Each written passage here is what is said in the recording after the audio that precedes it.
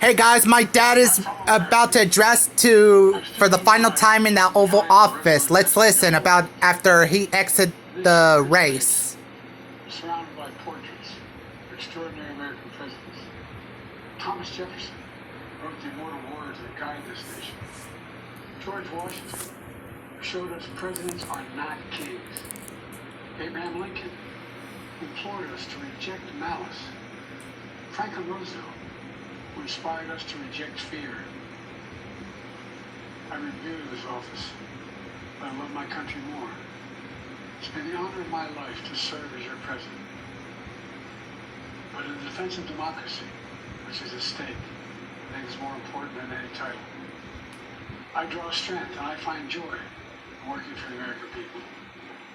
But this sacred task of perfecting our union, it's not about me.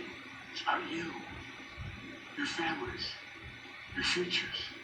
It's about we, the people. We can never forget that. Never. And I never have. I've made it clear that I believe America is at an inflection point. One of those rare moments in history when the decisions we make now determine our fate of our nation and the world for decades to come. America's going to have to choose between moving forward or backward, between hope and hate, between unity and division. We have to decide, do we still believe in honesty, decency, respect, freedom, justice, and democracy? In this moment, we can see those we disagree with not as enemies, but as fellow Americans. Can we do that? Does character in public life still matter? I believe I know the answer to these questions because I know you, the American people. And I know this. We are a great nation because we are good people. When you elected me to this office, I promised to always level with you, to tell you the truth. The truth. The sacred cause of this country is larger than any one of us. Those of us who cherish that cause cherish it so much. The cause of American democracy itself must unite to protect it. You know, in recent weeks it's become clear to me that I need to unite my party in this critical endeavor. I believe my record as president, my leadership in the world, my vision for America's future, all merited a second term. But nothing can come in the way of saving our democracy. That includes personal ambition. So I've decided the best way forward is to pass the torch to a new generation. It's the best way to unite our nation. You know, there is a time and a place for long years of experience in public life. There's also a time and a place for new voices, fresh voices, yes, younger voices. And that time and place is now. Over the next 6 months, I'll be focused on doing my job as president. That means I'll continue to lower costs for hardworking families, grow our economy.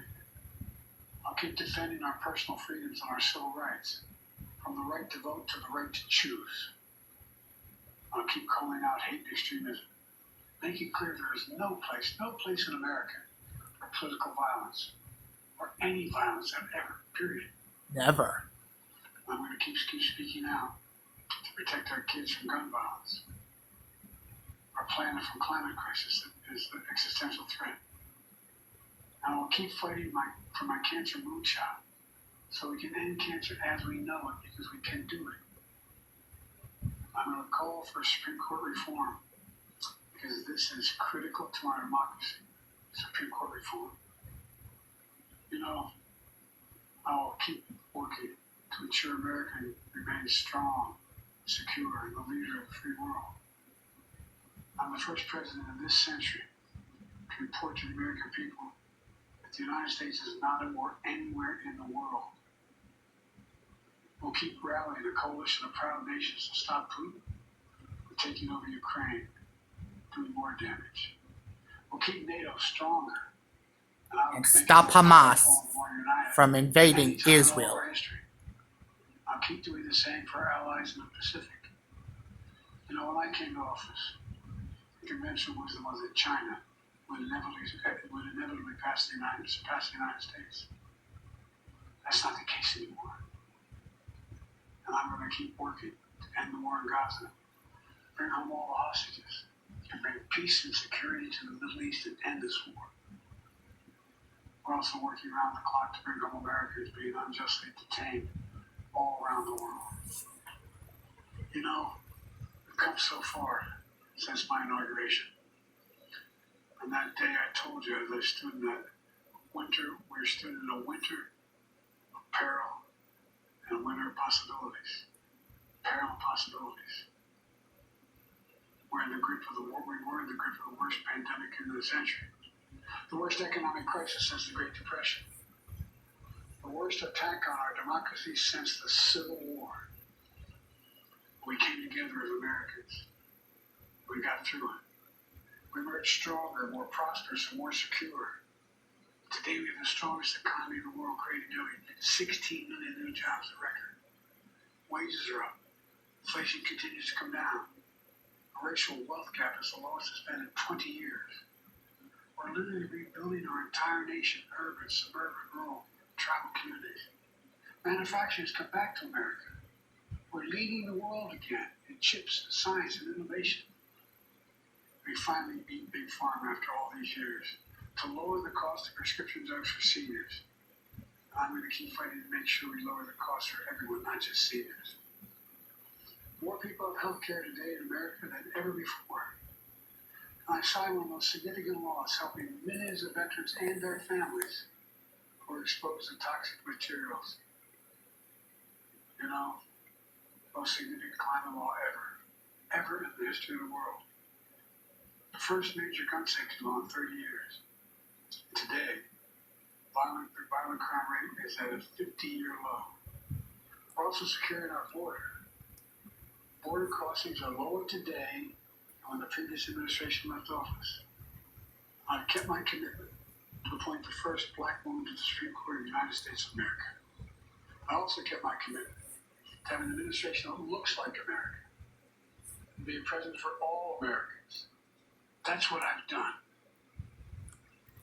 I ran for president 4 years ago because I believed and still do that the soul of America was at stake.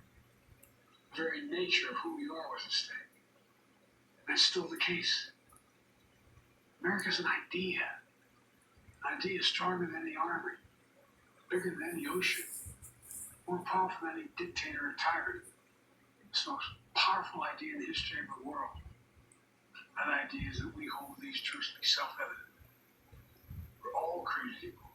Endowed by our Creator certain inalienable rights, life, liberty, pursuit of happiness.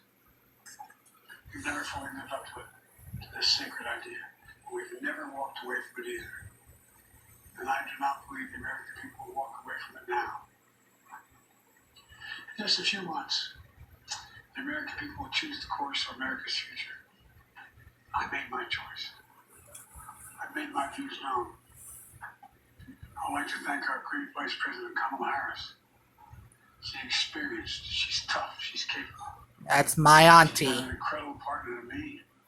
And a leader for our country. Now the choice is up to you, the American people.